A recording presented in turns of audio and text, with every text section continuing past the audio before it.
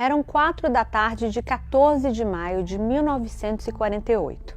Centenas de judeus se aglomeravam diante do Museu de Arte de Tel Aviv. Lá dentro, as palavras deste homem mudariam para sempre a história do Oriente Médio. Ele era David Ben-Gurion, chefe da então Agência Judaica para a Palestina, no discurso em que declarou a independência de Israel. Poucas horas antes, os soldados britânicos haviam abandonado aquela região.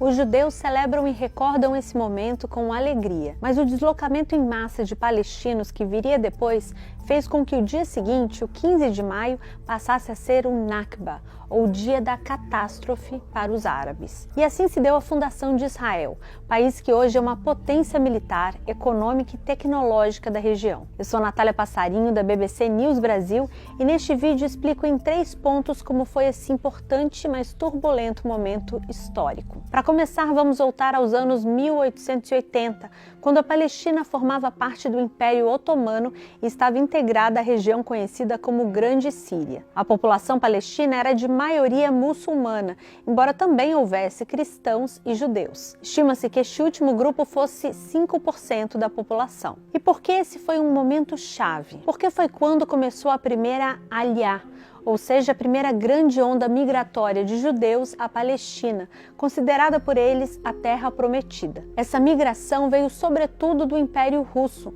já que muitos judeus estavam sendo perseguidos, acusados de participar do assassinato do czar Alexander II, morto em 1881. Esse tipo de violenta perseguição antissemita ficou conhecido na história como pogrom. Os judeus que chegaram à Palestina naquele momento se dedicaram principalmente a adquirir terras para o cultivo e começaram a criar pequenas comunidades que ficaram conhecidas como kibbutz. Essas primeiras migrações receberam o apoio financeiro do sionismo, um movimento-chave surgido em reação à onda de antissemitismo que se espalhava pela Europa. O grande impulsor do sionismo político foi o jornalista austro-húngaro Theodor Herzl. Consideró que el problema judío no era un problema religioso, sino un problema nacional, ¿no? Entonces, lo que hace Herzl y el movimiento sionista es nacionalizar el judaísmo y considerar que el pueblo judío constituye una nación, un pueblo perseguido en Europa y que requiere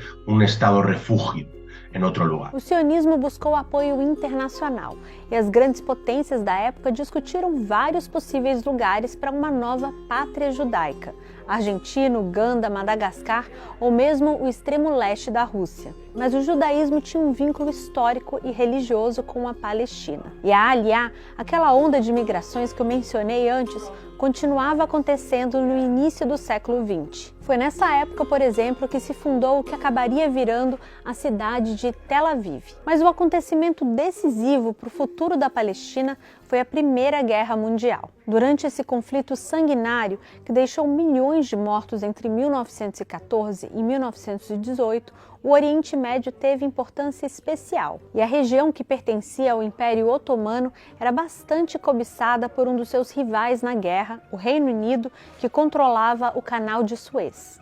Lo que intentó el Reino Unido sobre todo es promover la revuelta interna contra las autoridades otomanas para minar el Estado otomano y la fuerza otomana en la Primera Guerra Mundial. Para isso, o governo britânico recorreu aos árabes, pedindo apoio na guerra em troca da criação de um grande Estado árabe na região. Isso se deu por intermédio de cartas trocadas entre o emir de Meca, Hussein bin Ali, e o alto comissário britânico no Cairo, Henry McMahon, entre 1915 e 1916. Mas enquanto os árabes da Palestina participavam da luta contra as tropas otomanas, o Reino Unido também se aproximou do povo judeu, mais uma vez por meio de carta. Conhecida como Declaração de Balfour, ela foi enviada em 1917 pelo ministro de Relações Exteriores britânico Arthur James Balfour ao barão Lionel Walter Rothschild, um líder da comunidade judaica no Reino Unido. Nessa carta, o governo britânico dizia respaldar o estabelecimento de, entre aspas,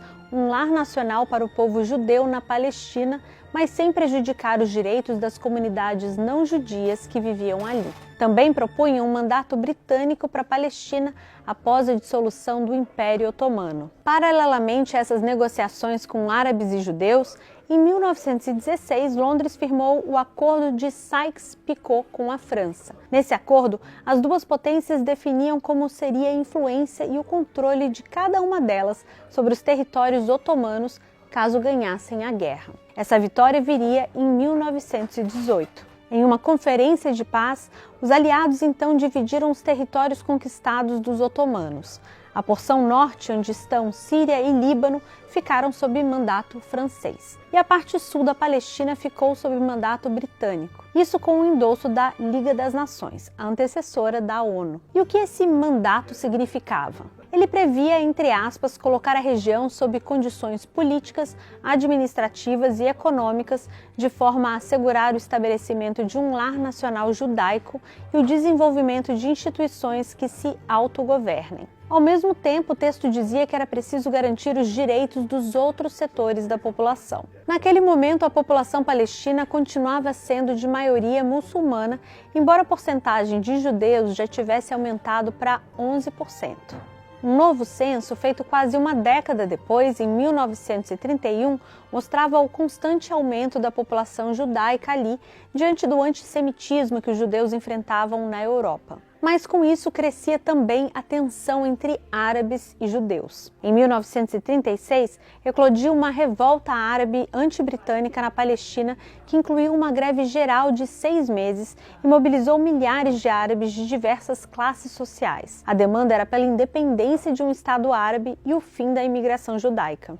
Mas a revolta fracassou e, além de terminar com milhares de mortos, deixou o movimento nacionalista árabe muito debilitado diante dos desdobramentos que viriam a seguir. A Segunda Guerra Mundial fez com que a ida de judeus à Palestina continuasse aumentando, principalmente depois da libertação de campos de concentração nazistas, quando começaram a ficar claros os horrores do Holocausto.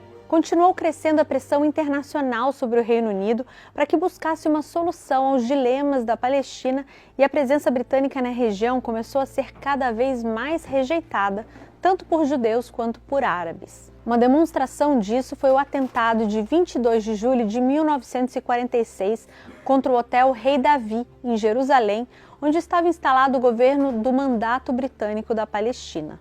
O ataque foi perpetrado pela organização paramilitar sionista Irgun e deixou 92 mortos. Isso forçou o Reino Unido a colocar o assunto nas mãos da ONU, que criou um comitê especial para a Palestina, composto por 11 países independentes. A comissão propôs a partilha do território em 2 estados, um árabe e um judeu, cada um com 3 zonas e um status especial para Jerusalém, sob controle internacional. A proposta, chamada 181, concedia 55% do território aos judeus e 45% aos árabes, embora os judeus fossem na época 1/3 da população. A proposta foi votada na Assembleia Geral da ONU em 29 de novembro de 1947, em uma sessão presidida pelo brasileiro Oswaldo Aranha. The resolution of the DAC Committee for Palestine was adopted by 33 votes, 13 against, 10 abstentions. Estados Unidos e União Soviética votaram a favor, assim como a maioria dos países latino-americanos. O Reino Unido optou por se abster.